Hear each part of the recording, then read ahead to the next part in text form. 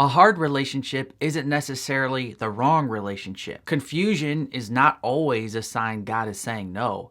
And while the man is the pursuer, this does not mean you will get to sit there and do nothing while your future husband does all the hard parts of making this relationship come into existence. With that said, sometimes a woman can press too hard to make a relationship work that's just simply not God's will for her. So in this video, we're going to talk about 5 things a woman will not need to do when her future husband begins to pursue her. Number 1, you will not need to chase him or play games for him to like you. When a relationship doesn't work out, we often look back with that hindsight and are overly critical of little mistakes that honestly probably don't have anything to do with the final outcome of that relationship. For example, if it doesn't work out, you might think back, gosh, I wish I wouldn't have made that little joke about his sweater, or maybe I should have texted him more, or maybe I should have texted him less. Well, I think it's fine to look back and adjust your plan and critique little mistakes that maybe you wish you could have done better. I also think it's important to realize that these types of things really aren't the ultimate reason for why a relationship doesn't work out. If this man really was the one for you, an ill-advised joke, texting him too little, or texting him too much would not cause him to stop pursuing you.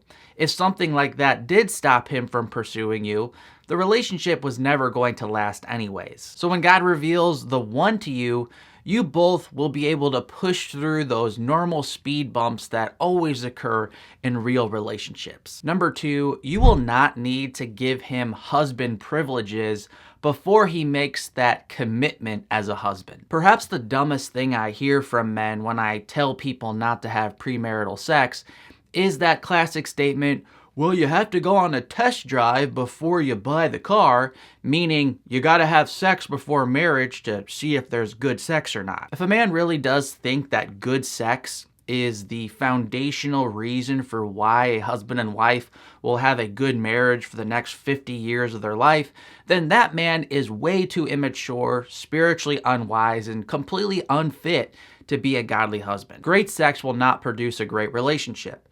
A great relationship will produce great sex.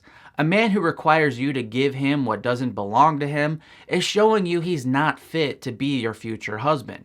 The man God has for you will know he needs to marry you before he will get access to the benefits that belong between a husband and wife. Number 3, you will not need to change yourself for him. As Christians, we are on the path of sanctification, which means that we are completely justified 100% in Christ at the moment of our conversion. All of Jesus' righteousness is fully transferred to us as soon as we put our faith in Jesus by God's grace. But sanctification is that process by which you mature, you learn to walk with the Spirit better and better, and you're learning to live from the new nature that God's granted you. So in that sense, all Christians should always be changing. I'm talking about a personality change, where you literally need to change the parts of you that make you you for this man to accept you. A healthy marriage is not about shaping the other person into your own image or into the idol you have chosen to worship. Rather, a healthy marriage is about helping each other reveal the trueness of who God made each other to be. A healthy marriage is about bearing God's image more and more accurately as we are sanctified. A healthy relationship and marriage one day will be a place where you are safe to blossom into the person God has truly made you to be.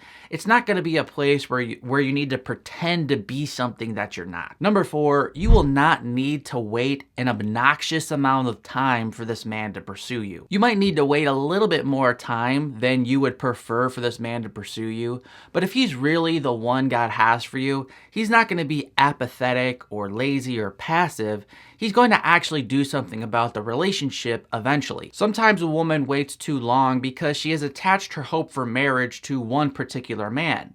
Sometimes it's not that you are truly in love with that one man you keep waiting for. Rather, you are tempted to keep waiting because you believe he is your only chance for marriage. So when you meet that man God has for you, he's going to pursue you in a relatively quick way where you're not going to be waiting forever and ever for him to do something. And number 5, you will not need to compromise on your relationship with God. When a relationship is not from the Lord, you're going to have to choose between God and this man. However, when a relationship truly is from the Lord, your choice to obey God will be intertwined with your choice to be in a relationship with this man that is pursuing you.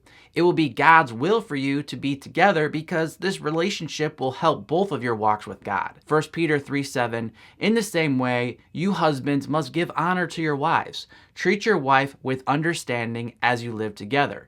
She may be weaker than you are, but she is your equal partner in God's gift of new life.